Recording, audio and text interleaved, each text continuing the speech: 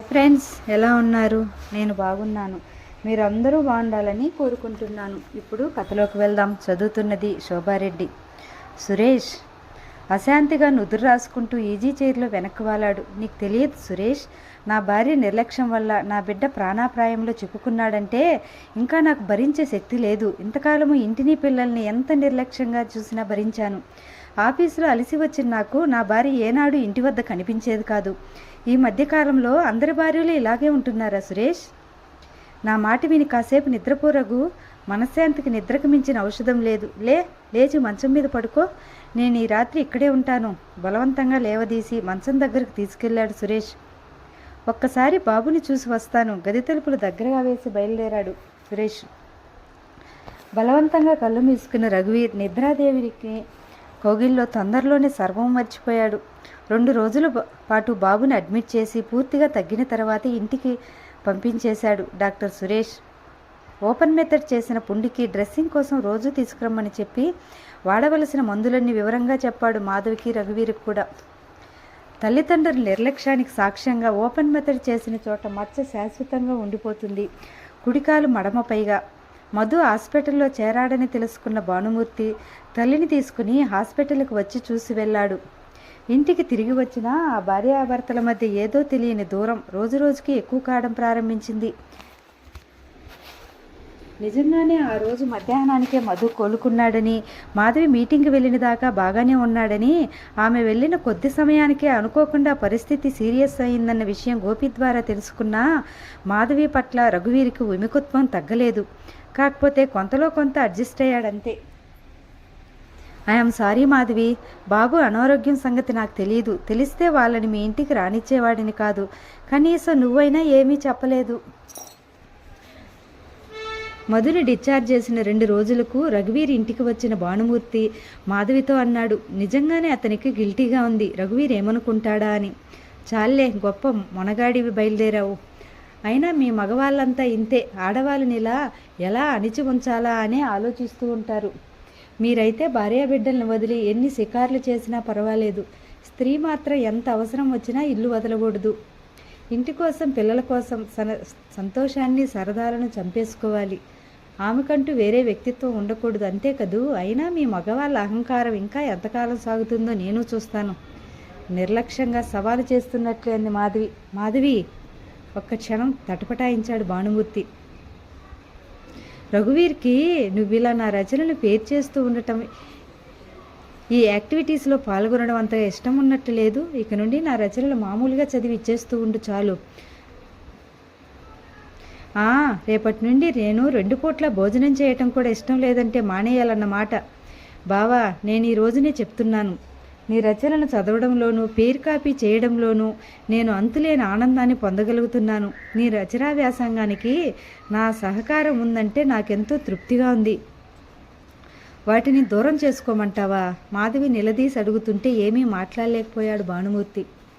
రోజులు గడిచే కొద్దీ ఎవరి వ్యాపకాల్లో వారు బిజీగా కాలం గడిపేస్తున్నారు. వాగ్వివాదాలు తగ్గాయి. కాలం సాఫీగా గడిచిపోతుంది. భానుమూర్తి రచనా వ్యాసంగానికి ఉపన్యాసాల జోరు తోడయ్యింది. నగరంలో ఏదో ఒక మూల భానుమూర్తి ఉపన్యాసం తరచూ ఏర్పాటు అవుతూనే ఉంది. సన్మానాలు తరచూ జరుగుతూనే ఉన్నాయి. ఆ సభలకు నీరజ వచ్చినా రాకపోయినా మాధవి మాత్రం తప్పకుండా హాజరవుతూనే ఉంది.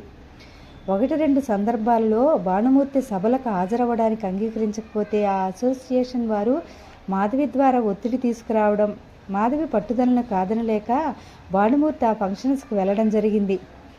దానితో భానుమూర్తిని ఆహ్వానించాలంటే మాధవి ద్వారా అయితే తేలిగ్గా పని జరుగుతుందనే అభిప్రాయం చాలామందికి వచ్చింది. మీకోసం ఎవరో పబ్లిషర్ వచ్చారు. గోపి తీసుకొచ్చిన కబురు విని హాల్లోకి వచ్చింది మాధవి. నమస్కారం అమ్మ, నా పేరు వాసుదేవమూర్తి, జ్వలిత జ్వాల పబ్లిషర్ని. భానుమూర్తి గారు మొట్టమొదటి నవల వేసింది మేమే. మిమ్మల్ని ఒకసారి కలుసుకుని వెడదామని వచ్చాను. తనని తాను పరిచయం చేసుకున్నాడు. కూర్చోండి అంటూ తను కూడా పక్క సోఫాలో కూర్చుంది మాధవి. కొంతసేపు భానుమూర్తి నవలల మీద, ప్రస్తుతపు పత్రికల మీద, రచయితల మీద కబుర్లు దొర్లిన తర్వాత తను వచ్చిన పని మెల్లిగా బయటపెట్టాడు. చూడన్నమ్మా, ఈ మధ్య ధారావాహికగా వస్తున్న భానుమూర్తి గారి సీరియల్ మేము పబ్లిష్ చేద్దామనుకుంటున్నాము. మొదట్లో ఆయన కథల సంపుటాలను, నవలను మేమే వేసేవాళ్ళం. ఆయనకు పేరు రానంతకాలము మొహాలు చాటు చేసిన పబ్లిషర్లందరూ ఇప్పుడు ఆయన ముఖప్రీతి మాటలతో ఆకాశానికి ఎత్తివేసి వస్తున్న ప్రతి నవలను గద్దల్లో ఎత్తుకుపోతున్నారు. ఒక్కసారి మీరు వారికి నచ్చజెప్పి ఆ నవలను నాకు ఇప్పిస్తే మార్కెట్లో కాస్త నిలదొక్కునే అవకాశం ఉంటుంది ప్రాధేయపడ్డాడు. రచనలు చేసిన కొత్తలో రచయితలు పబ్లిషర్లు చుట్టూ తిరగడం, కాస్త పేరు వచ్చిన తర్వాత రచయితల చుట్టూ తిరగడం ఆ పుస్తక ప్రపంచంలో సర్వసాధారణం. ప్రస్తుతం భానుమూర్తి నవలను ఒక్కటైనా ప్రచురిస్తేనే కానీ పబ్లిషర్స్ మార్కెట్లో నిలబడలేని స్థితి వచ్చింది.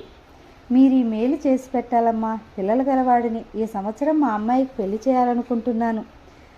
అయినా మొట్టమొదట భానుమూర్తి గారిని పైకి తీసుకొచ్చిన మా పబ్లికేషన్స్ను ఒక గంట కనిపెట్టమనడం అన్యాయం కాదు కదా తల్లి. నిజమే అనుకుంది మాధవి.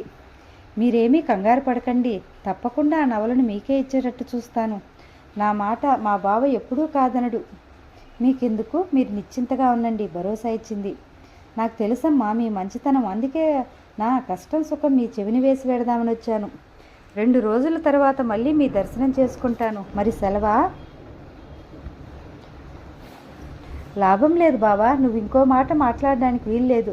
ప్రస్తుతం ధారావాహిక వస్తున్న నీ సీరియల్ ప్రేమకు నిర్వచనం ఆ వాసుదేవమూర్తి గారికి ఇవ్వవలసిందే. నేను మాట ఇచ్చేశాను కూడా, స్థిరంగా అంది మాధవి.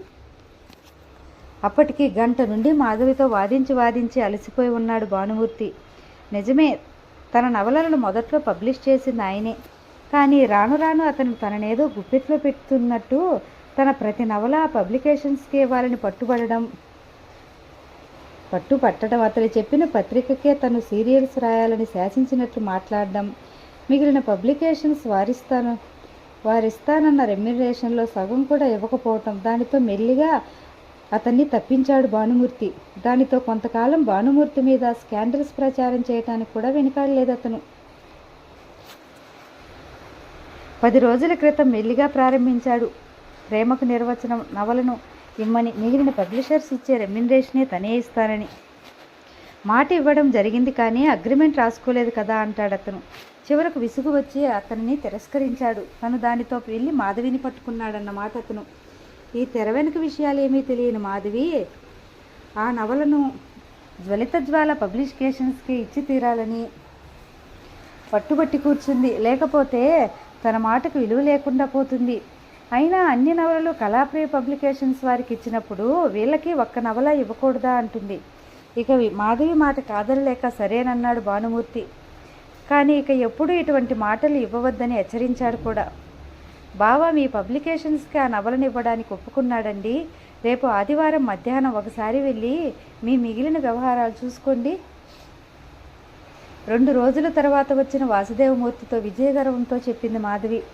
నాకు తెలుసమ్మా మీ మాటను ఆయన కాదనరని. వాసుదేవమూర్తి చిరునవ్వులోని వ్యంగ్యం మాధవి దృష్టికి రాలేదు.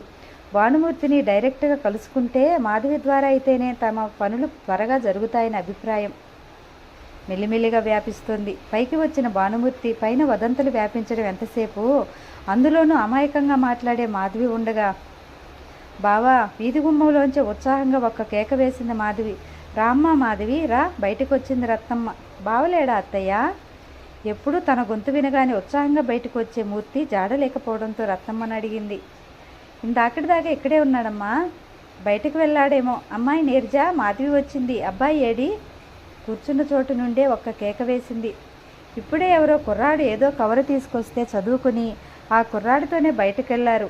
ఎక్కడికి వెళ్ళింది చెప్పలేదు. వంటింట్లో నుంచే జవాబు చెప్పింది.